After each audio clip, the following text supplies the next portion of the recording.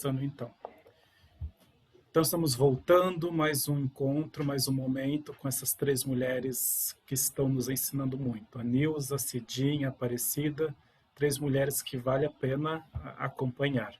E nesse segundo momento nós vamos falar sobre educação e racismo.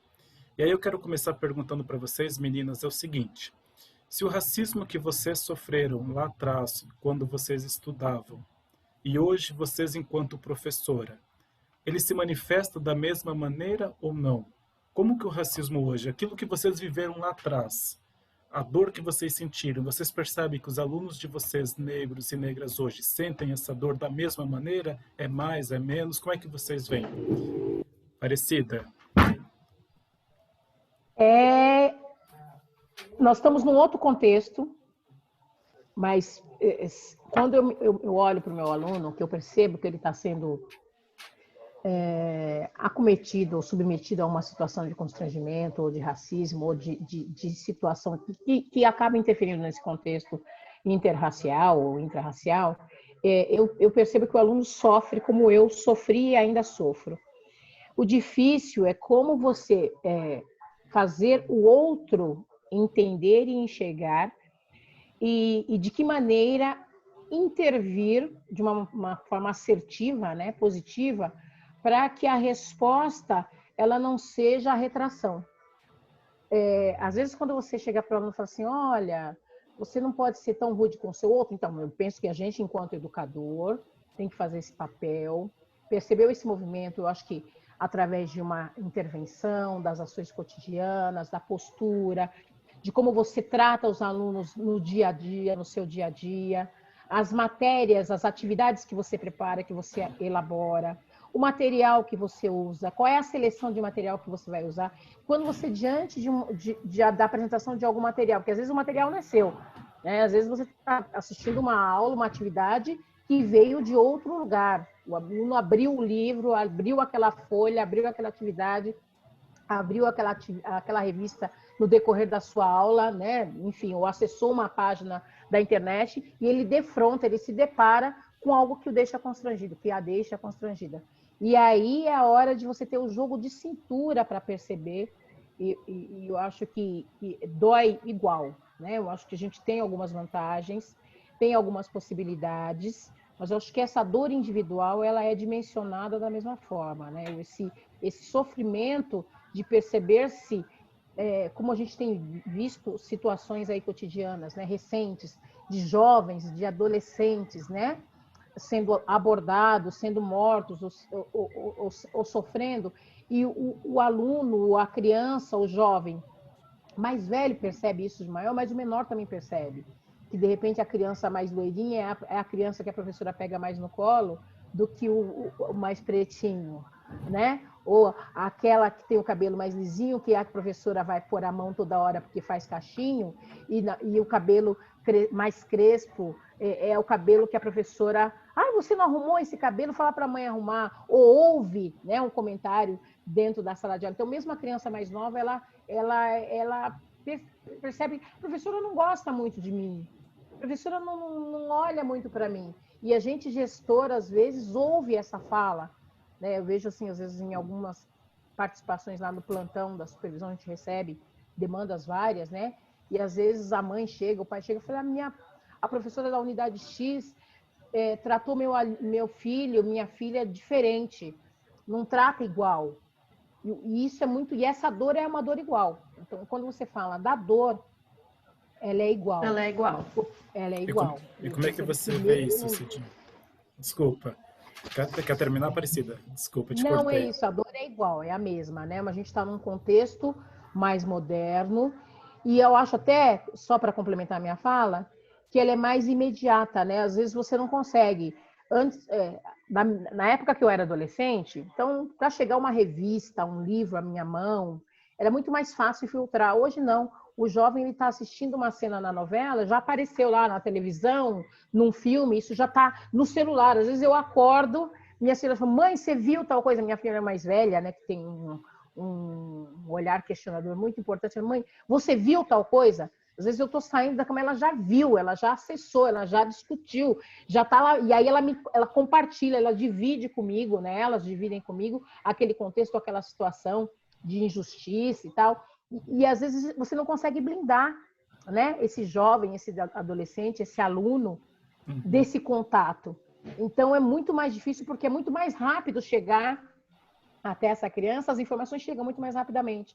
E a dor, eu imagino que a velocidade de chegada, ela seja, essa dinâmica, né? Ela é mais impactante no sentido dessa velocidade. E você, Cidinha, como é que você vê isso? Eu acho que a dor é a mesma, né? Mas eu acho que hoje as pessoas são muito mais cruéis. Por conta da educação, antigamente as pessoas eram mais contidas.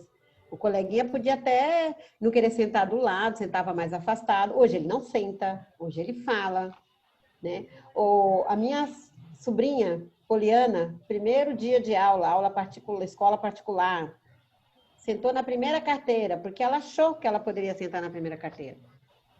A professora mandou ela sentar na última e pôs uma branquinha na frente. Aí, quando ela chegou em casa, ela contou. O que aconteceu na escola hoje, filha? Ela contou para minha irmã. Ah, eu sentei na primeira carteira e a professora mandou eu sair, pôs uma menina branquinha lá na frente. Eu só olhei para minha irmã e falei, quem vai, eu ou você? Porque foi preconceito. Então, hoje eu acho que as pessoas são mais cruéis. Agora, claro que a dor de ser discriminada é a mesma. E a gente vê na escola as brincadeiras, as graças. Criança não tem preconceito, mas ela traz, ela não tem, não sabe ser racista, mas ela traz da família. Ela reproduz o que ela vê em casa. O negro é macaco, o seu cabelo é horroroso, tem que prender. Ela ouve em casa e ela traz. Né? Porque criança, a princípio, não tem. Mas quando ela tem o racismo, ela é mais cruel do que antigamente. Porque antigamente a criança era mais contida, né? Me Hoje assusta. em dia ela fala o que ela pensa. Me ela assusta. fala o que ela acha, né? Me assustou, então é mais cruel. Me assustou você falando que é mais cruel, sabe? Porque a gente tem essa ideia de que as pessoas estão tendo mais acesso à educação, a consciência é maior, a responsabilidade social é maior, e aí vocês trazendo isso e falam, não, hoje é mais cruel, né? Eu acho que assusta cruel. Muito mais. E Nilza, como é que você vê? Eu acho que o movimento, né? Sim, me assustou essa fala. Vai lá, desculpa. Imagina. Quando você colocou essa questão, eu voltei lá no meu tempinho, sabe, do primeiro ano ainda, e todas as falas que eu já fui chamada, assim, e que me magoou profundamente, e que eu carrego, né, até hoje, porque se eu lembro disso com essa nitidez, é porque isso marcou a minha alma. E era muito comum, era normal, era muito normal o professor te ofender, falar umas palavras assim, não, essa neguinha, mandar você... Eu mesmo, nunca me deixaram sentar na frente. Nunca me deixaram sentar na frente. Então, eu sempre sentava atrás, do meio para trás. E eu sofria muita discriminação dos professores e das próprias crianças.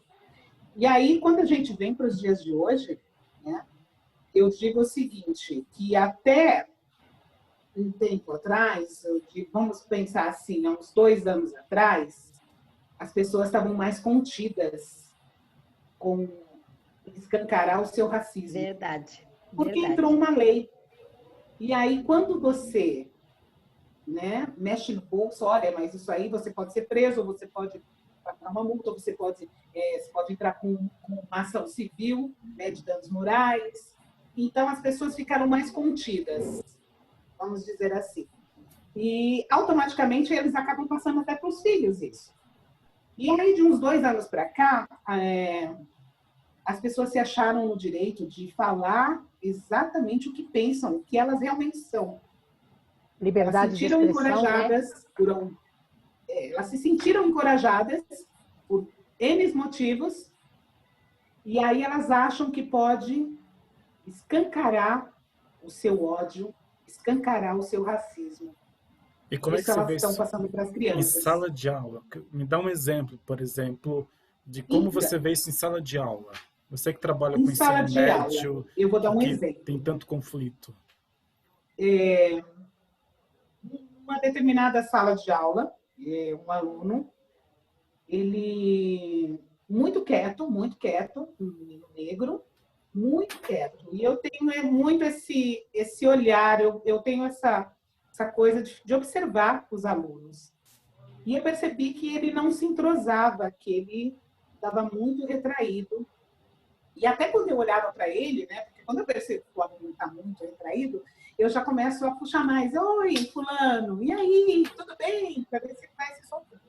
E eu percebia que ele estava muito retraído.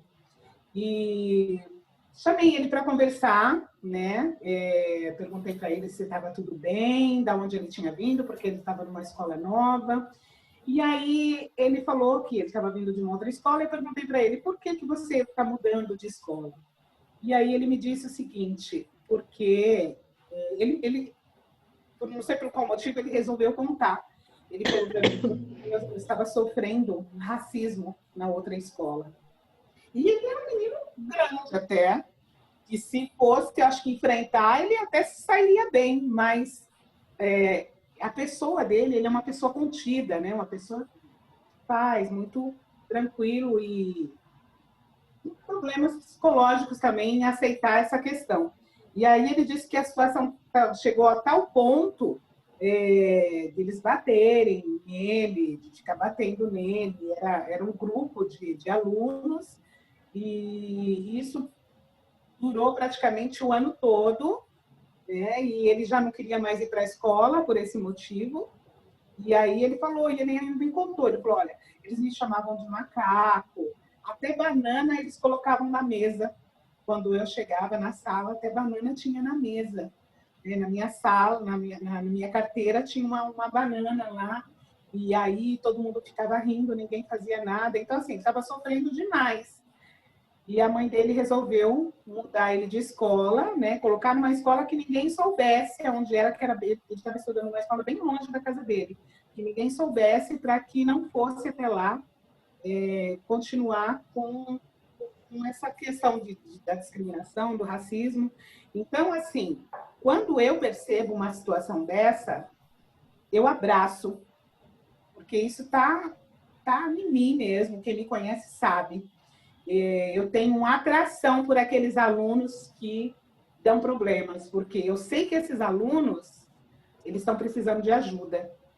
E é o que eu faço. Então, eu procuro sempre trabalhar na sala de aula com os alunos a questão racial, a questão da igualdade.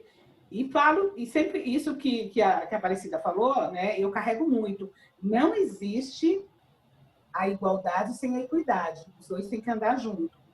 Então, eu procuro sempre trabalhar com os alunos essa questão, seja do racismo, seja do bullying, qualquer forma que eu veja que esteja acontecendo de um preconceito, de uma discriminação ou de um racismo, eu já paro tudo o que eu estou fazendo, não importa se eu estou no meio de uma matéria, o que eu estou fazendo. Não, eu paro, porque eu acho que isso faz parte do currículo da escola. Sabe?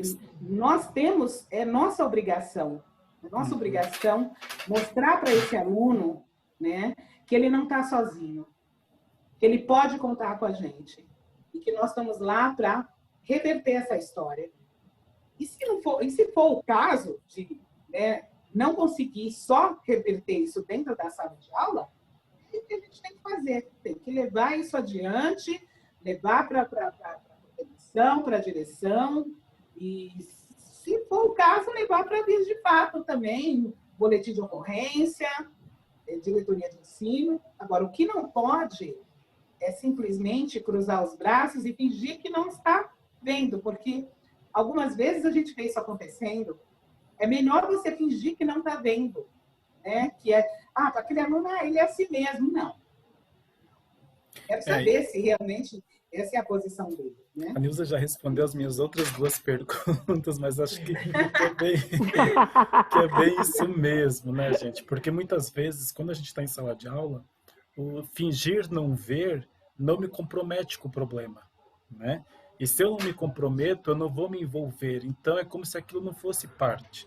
E aí eu percebo muitas vezes que o professor finge, às vezes, não ver. Quando ele é obrigado a ver, porque não tem mais como sair daquilo, ele joga para a coordenação, aí a coordenação joga para a direção tenta acalmar de algum jeito, dá uma suspensão e acabou, e vamos ficar por aí. Qual o papel da escola, então, já juntando as duas perguntas, qual é o papel da escola, do professor, diante de casos como esses que a Nilza citou e de tantos outros? Às vezes, aquele coleguinha lá é sempre o último a ser chamado no grupo para fazer atividade, ou você percebe que, assim, a exclusão ela vai acontecendo ou na hora do intervalo, às vezes nem chega no professor porque foi na hora do intervalo e a gente acaba não tendo acesso, por medo, por vergonha. Então, como que a escola, os professores têm que lidar com essa questão do racismo? Nossa. Vai lá, Fala, Aparecida. Cidinha. Falo Eu? eu. Assim, só uma coisa que a Nilza falou, que o menino era até forte e não poderia ter reagido e não reagiu. Sabe por que não reagiu?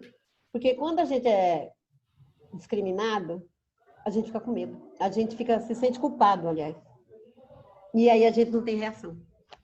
Já Ele não tinha pensou no condições nem de sentimento? olhar, é verdade. Você tá Pensa, certo. quando você é discriminada, como você se sente? Você se sente culpada. Verdade. Sente. E você não parte para agressão. É um sentimento estranho, então só sabe quem sentiu. A outra coisa, como reagir na sala de aula? É o que ela falou.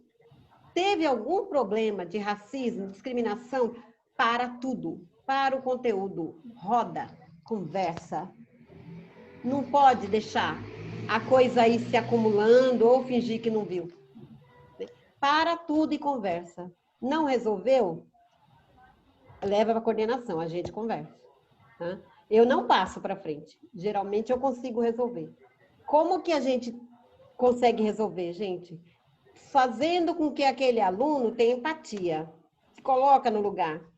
Você já foi discriminado alguma vez? O que você sentiu? Conversa. Pensa. Faz dinâmicas. Na maioria das vezes dá certo, gente. Na maioria das vezes. Você vê Até eles porque esse chamando menino, aquele... às vezes, ele também sofre, né? Esse que está discriminando, O que fez também também pode sofre. estar sofrendo. Exatamente. O que discrimina também sofre. Né? E aí, o que você vê? Você vê resultados incríveis. Aquele menino que nunca era chamado para o grupo é o primeiro a ser chamado, porque eu oro e vigio. Eu falo que eu sou igual evangélico. Se algum aluno meu assistir essa entrevista depois, ele vai falar, ela faz isso mesmo. Eu oro e vigio. Eu vou lá, eu converso com a sala inteira, eu coloco questões, eu faço dinâmica, e depois eu volto no outro dia ou na outra semana e pergunto como é que tá. Pego o Cidinha, aluno que foi discriminado pelo corredor e pergunto o que está acontecendo na sala. você Eles como geralmente falam para mim, está mudando. Você como coordenadora, quantas vezes por ano você faz esse tipo de trabalho de ir na sala, conversar? Você consegue dizer pra gente? Por ano? É, Por semana. por Eu vou semana, todo dia. todo Todo dia. dia tem sermão, querido. Não, mas sim, mas eu Todo dia digo, tem sermão. tá, Né? entendi. Ou por essas questões ou por outras. Ou porque eles acham que velho não é para estar na escola. Eles são cruéis. Se tem uma senhora de 80 anos na sala, eles falam que não é para ela estar na sala. Se tem o homossexual, eles ficam jogando conversa. Então, eles são cruéis, os jovens hoje em dia. É nisso que eu falo. Eles são muito cruéis. Porque tem essa liberdade de expressão, né? Essa Entendi. liberdade de expressão hoje em dia é falar o que quer. E não é. Liberdade de expressão não é ofender o outro. Liberdade de expressão é você se colocar como pessoa, com a sua cultura, com o seu conhecimento, com o que você acredita, e não diminuir os outros. Né?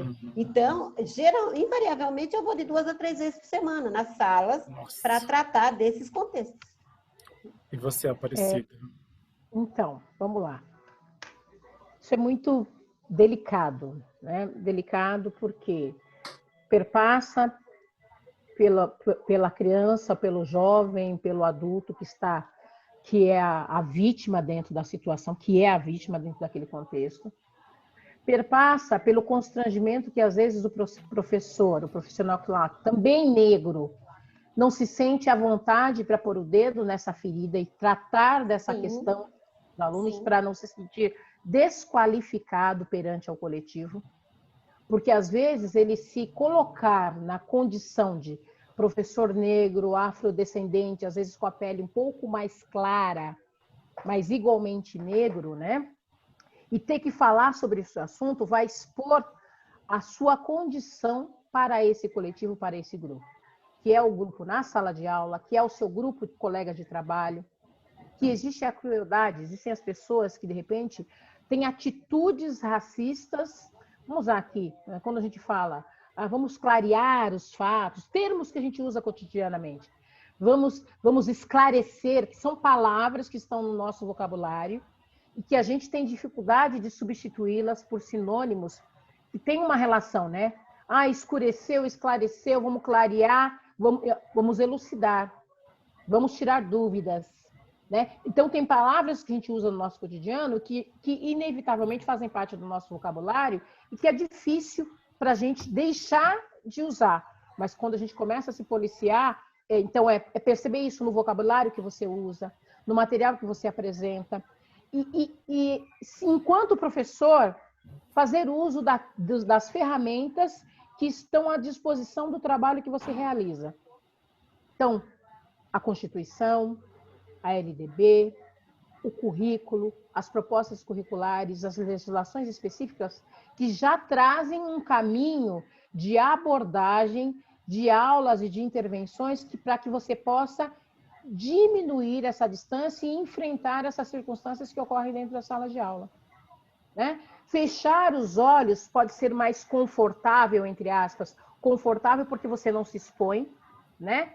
Como eu disse também numa conversa que a gente teve na semana, e às vezes você está na sala dos professores e você ouve o colega rindo, né? Ou fazendo aquela piada, mas é só uma piada, né?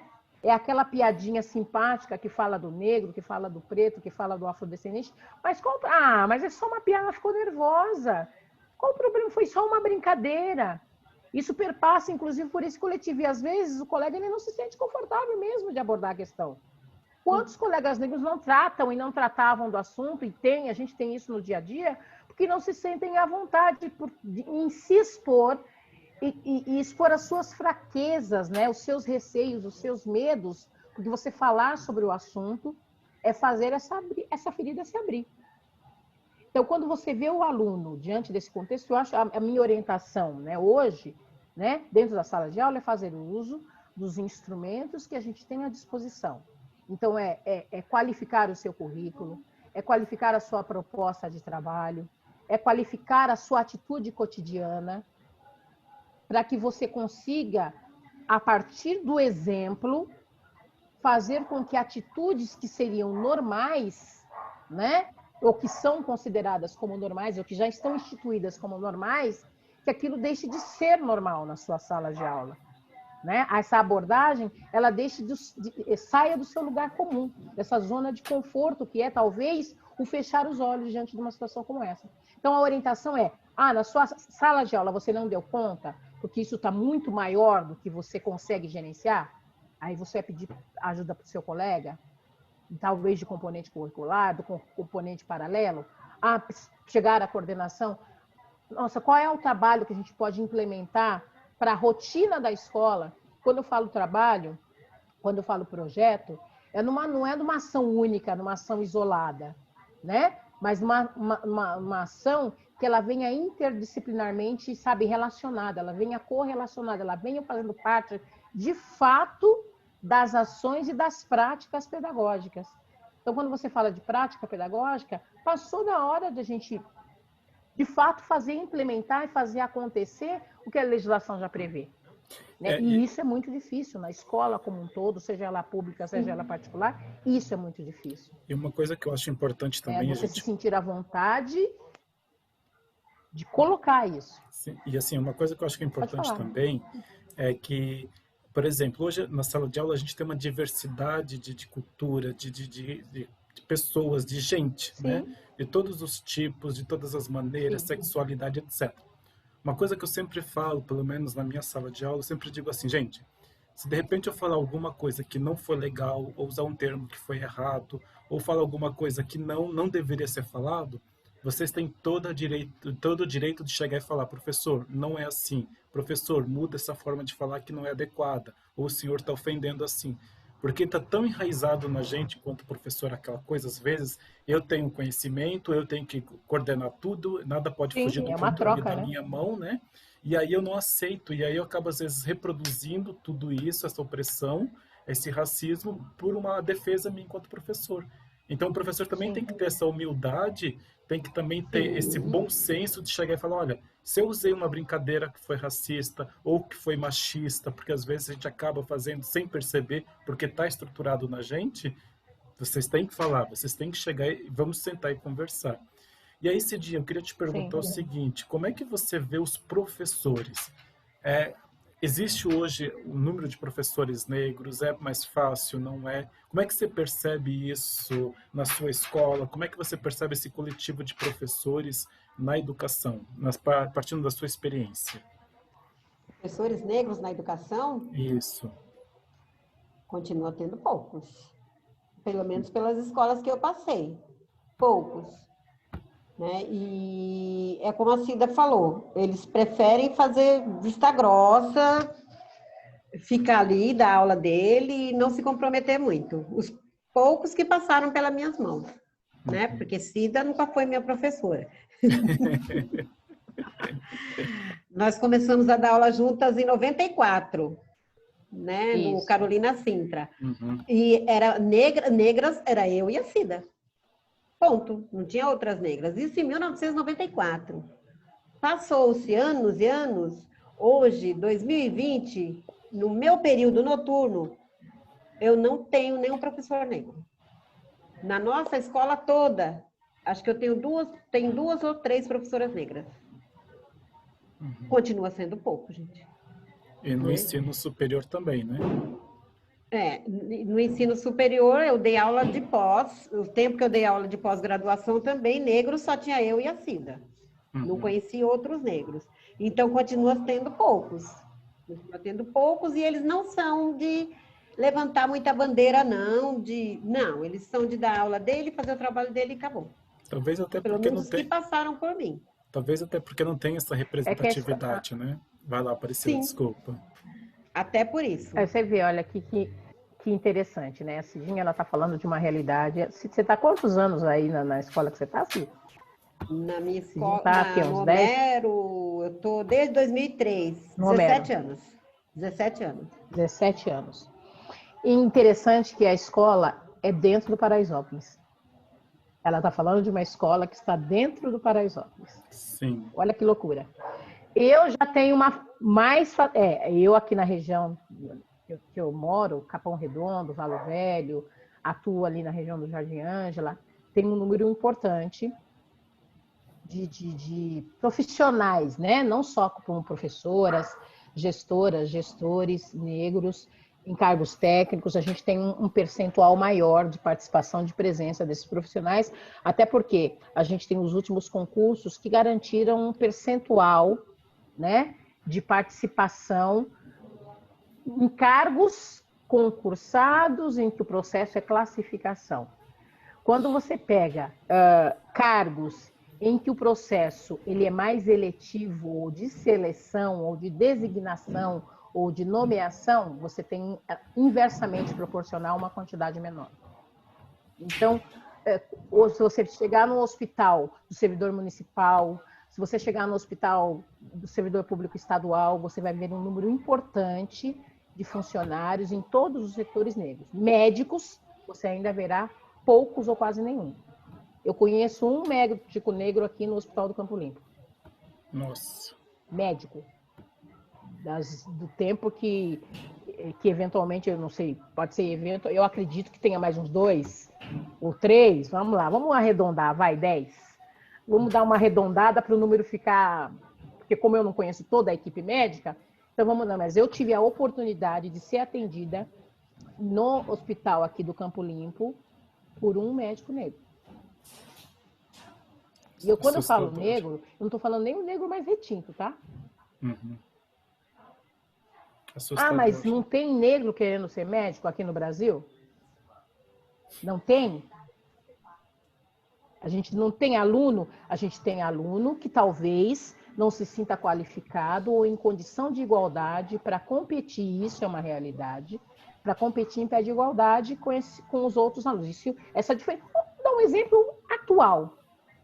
Nós estamos numa quarentena, nossos alunos estão sendo submetidos a aulas à distância, e quanto mais pobre, quanto mais negro, maior as dificuldades. A gente tem, obviamente, que nesse universo de alunos que acessam as plataformas e que têm uma condição de acessar as aulas de maneira virtual, mesmo que via celular, com acesso gratuito, mesmo a configuração dos aparelhos, eles têm limitação. Hoje a gente está fazendo uma reunião aqui, num acesso que eu não consegui instalar no computador, no modelo de celular que eu tenho. A gente está falando sobre no meu computador, que é uma aquisição nova, que até bem pouco tempo eu não tinha. Então, isso porque a gente está falando da atuação, a qualificação que eu tenho, a profissão que tenho, o salário que recebo, que passou de ser salário mínimo. Então, olha o quão discrepante é isso, né? E quanto mais alto é o cargo, então isso a gente tem que... Não é mimimi, é uma realidade. Nosso aluno, ele sente essa dificuldade. Eu acho que a gente tem, enquanto gestor, a obrigação de fazer acontecer, de pensar nas propostas curriculares, pensar no currículo, nos territórios, de uma forma mais igualitária, apesar de que só a teoria ela não vai ser suficiente para dar conta disso.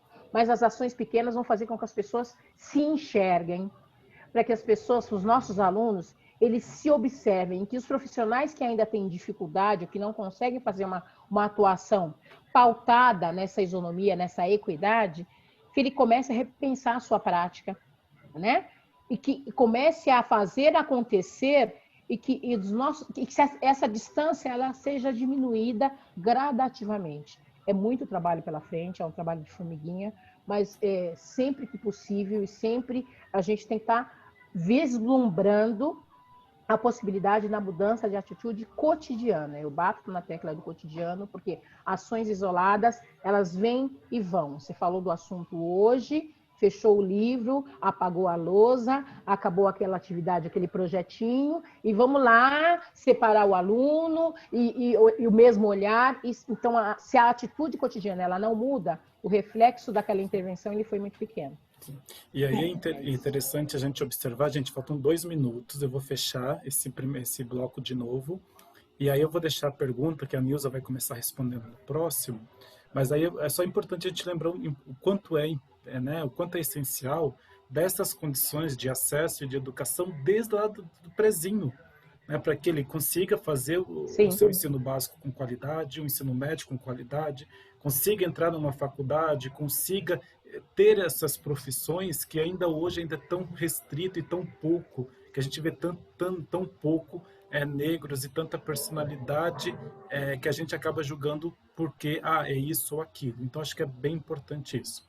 Eu vou começar o próximo momento da gente perguntando, aí a Nilza começa respondendo, por que as cotas se fazem necessário ainda? A gente vê que o povo tem muita resistência, aquele discurso, é injusto, é privilegiar, ou o ideal seria só cotas sociais. Não, a cota racial ela é importante e necessária. Por quê? Daí a gente volta daqui a pouco, então, falando sobre isso. Tá bom, meninas? Tá bom. Beijo.